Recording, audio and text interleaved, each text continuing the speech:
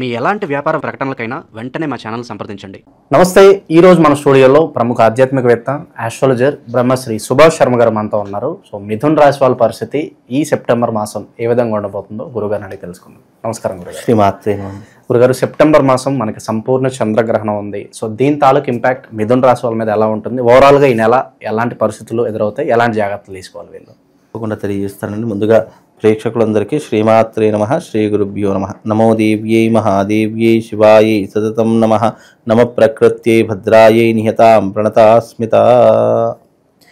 ముఖ్యంగా ఈ యొక్క మిథున రాశి వారికి ఈ మాసము గ్రహణం యొక్క ఎఫెక్ట్ తప్పకుండా పడేటటువంటి అవకాశం ఉంటుంది.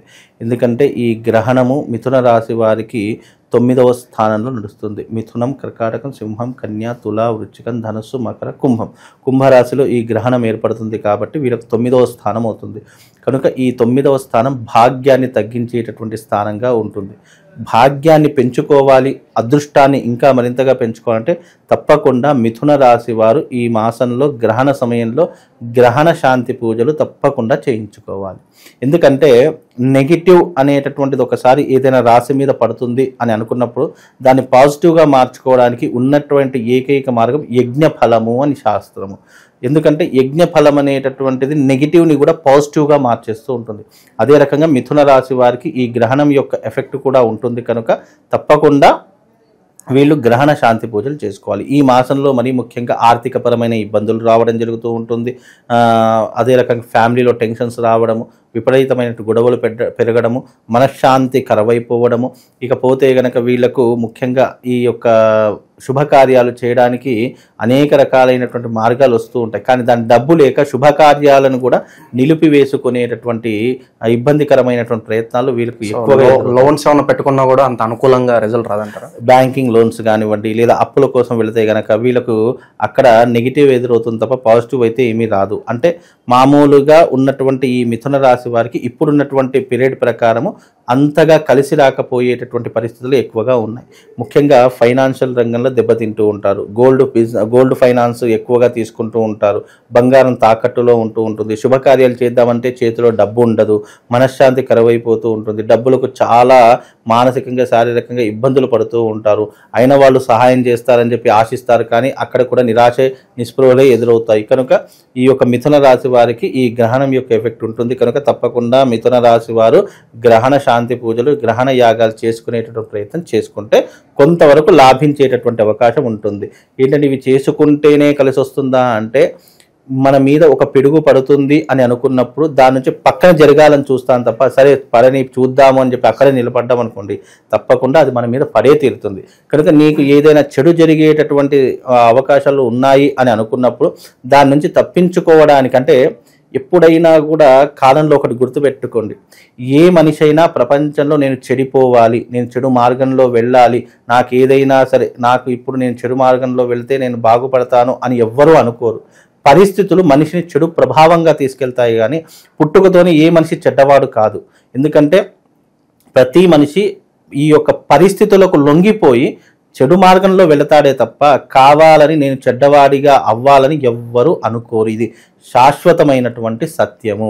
అందుకే ఎప్పుడైనా కూడా ఏదైనా మీకు జరుగుతుంది అనుకున్నప్పుడు దాన్ని తప్పించుకునే మార్గాన్ని ఎంచుకోవాలి తప్ప జీవితంలో ఎప్పుడూ కూడా నేను అక్కడే ఉంటాను, చెడు ఎంతవరకు వస్తుందో రానివ్వండి నేను చూస్తానంటే అది నీ మీద పడినప్పుడు నువ్వు అక్కడ ఉండవు, నీ స్థానం అక్కడ జీరోగా అయిపోతుంది. కనుక వీలైనంత వరకు జాగ్రత్తగా ఉండే ప్రయత్నాలు చేసుకోవాలి. తప్పకుండా ఈ మిథున రాశిలో గ్రహణం యొక్క శాంతి చేసుకోవాల్సిందండి. గురుగారు, ప్రతి ఒక్కరికి ఇలాగే ఉంటుందా, లేదంటే వాళ్ళ వ్యక్తిగత జాతకంలో పర్టికులర్ యోగాలు ఏమన్నా ఉంటే ఈ గ్రహణం వాళ్ళకి కలిసి వచ్చే అంశాలు ఏమైనా కనిపిస్తాయి? ఉంటాయండి. గ్రహణం యొక్క యోగాలు అనేటటువంటి తప్పకుండా ఉంటూ ఉంటాయి. కొంతమందికి పాజిటివ్గా ఉంటుంది, కొంతమందికి నెగిటివ్గా ఉంటుంది. ఎగ్జాంపుల్గా నా అంటే ఎవరికైనా గుర్తుపెట్టుకోండి, ఒక మనిషికి చెడు జరుగుతుంది అంటే ఈ చెడు వల్ల ఇంకో వ్యక్తికి మంచి జరుగుతుంది అని అర్థం చేసుకోవాలి. ఆ మనిషికి మంచి జరుగుతుంది అంటే ఆ మంచి వల్ల ఇతనికి చెడు జరిగేటటువంటి అవకాశాలు ఉన్నాయి అని అర్థం చేసుకోవాలి. అంటే దీన్ని ఎట్లా ఎగ్జాంపుల్గా నాకు ఏదైనా రోగం వచ్చిందండి, నాకు ఏదైనా బాధ కలుగుతుంది, నేను హాస్పిటల్కి వెళ్ళాలి, నా దగ్గర డబ్బులు లేవు, అయినా కష్టపడి వెళ్తున్నాను, అప్పు సొప్పు చేసుకొని వెళ్తున్నాను, నేను అప్పు సొప్పు చేసుకొని నా జేబులో డబ్బు పెట్టుకొని వెళ్తున్నాను, అక్కడ నాకు నష్టము, హాస్పిటల్కి వెళ్తే నాకు నష్టమే, కానీ ఎవరికి లాభం? డాక్టర్లకు లాభం. అంటే నా కష్టము, నా వ్యాధి, నా బాధ వాళ్ళకు లాభం అయ్యింది.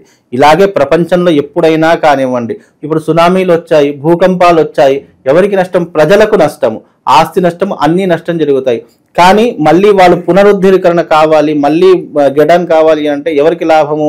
ఇల్లు కట్టుకునే వాడికి, షాపులు, కిరాణా షాపుల వాడికి, బియ్యం అమ్ముకునే వాడికి, ఇలా వీళ్ళందరికీ లాభం వచ్చినట్టు, అంటే ఎంతో కొంత వాళ్ళకి లాభం వచ్చినట్టే కదా. అంటే ఎప్పుడైనా ఒకరికి నష్టం జరిగేది ఇంకొకరికి లాభం చేకూరుతుంది అని అర్థం చేసుకోవాలండి. ఓకే, ఇక వివాహ ప్రయత్నాల పరిస్థితి ఏంటి గురుగారు? వివాహ ప్రయత్నాలు సఫలీకృతం అయ్యే అవకాశాలు అయితే కనిపిస్తున్నాయి. వివాహానికి గ్రహానికి సంబంధం తప్పకుండా మిథున రాశి వారికి వివాహ యోగం కుదిరేటటువంటి అవకాశం అయితే ఈ మాసంలో ఏర్పడుతుంది. బికాస్ ఆఫ్ వాళ్ళ ప్లానటరీ పొజిషన్లో ఉన్నటువంటి దశ ప్రకారం తప్పకుండా వీళ్లకు ఈ మాసంలో వివాహం కుదిరేటటువంటి అవకాశం అయితే ఉంటుంది.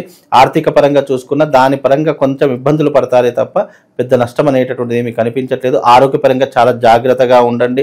గ్రహణ సమయంలో తీసుకునేటటువంటి తగు జాగ్రత్తలు, భోజనాది నియమాలు కానీ, పట్టు విడుపు స్నానాలు కానీ, నిద్రపోయేటటువంటి సమయాలు కానీ చాలా జాగ్రత్తగా పాటించేటటువంటి ప్రయత్నం చేసుకోండి.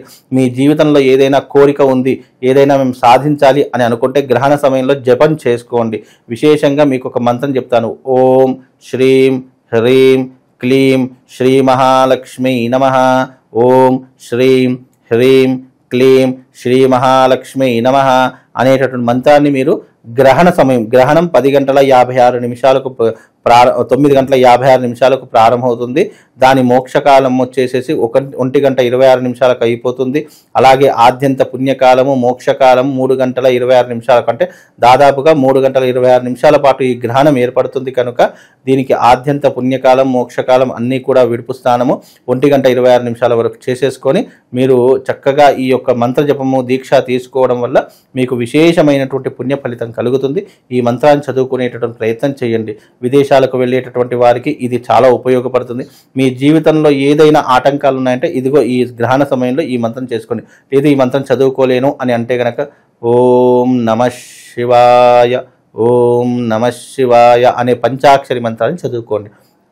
తద్వారా కూడా మీ జీవితంలో ఎన్నో రకాలైన విజయాలు సాధిస్తారు. ఇంకా చివరిగా గురుగారు, ఈ నరఘోష, నరదిష్టి, శత్రువుల నుంచి ఇబ్బంది పర్టికులర్గా ఫేస్ చేస్తున్న వాళ్ళకి ఏదైనా రెమెడీ ఉంటుందా? తప్పకుండా అండి. ఈ గ్రహణ సమయంలో మీకు ఎవరైనా శత్రు బాధ ఉంది, మాకు తీరనటువంటి, మా కంటికి కనిపించినటువంటి శక్తులతో మేము బాధపడుతున్నామండి, మా ఇంటి మీద నరదృష్టి ఉంది, ఎంత సంపాదించినా ఎన్ని రకాల ప్రయత్నాలు చేసినా మాకు నెగిటివే వస్తుంది, ఇబ్బందులే కలుగుతున్నాయి, మా మీద ప్రయోగాలు చేస్తున్నారు, లేదా మా మీద ఎన్నో రకాలైనటువంటి ద్వేషం పెట్టుకున్నారు, నరదృష్టి, చెడు దృష్టి, గ్రహ దృష్టి ఇవన్నీ ఉన్నాయి అని అనుకునేటటువంటి వాళ్ళు గ్రహణ సమయంలో అరిష్ట నివారణ తంత్ర యాగం చేయించుకోండి.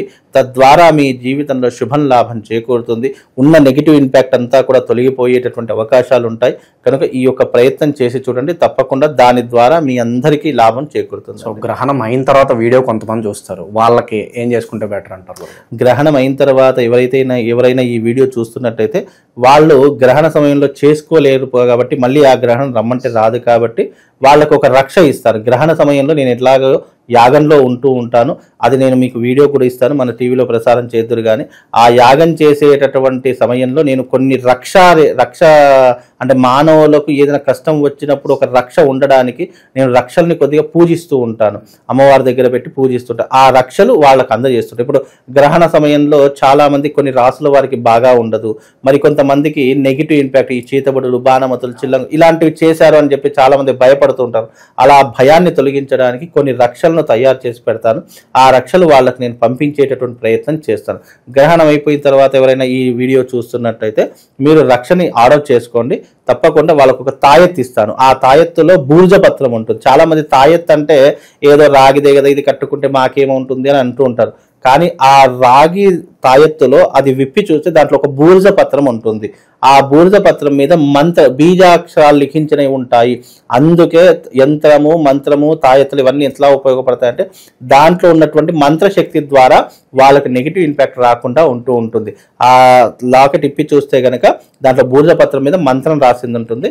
కనుక వీలైతే ఆ యొక్క తాయెత్తు మీకు పంపించేటటువంటి ప్రయత్నం చేస్తానండి. ఓవరాల్గా మిథున రాశి వారి పరిస్థితి ఈ మాసం ఏ విధంగా ఉండబోతుంది, ఎలాంటి జాగ్రత్తలు తీసుకోవాలి, చాలా బాగా వివరించారు. ధన్యవాదాలు. శ్రీమాన్.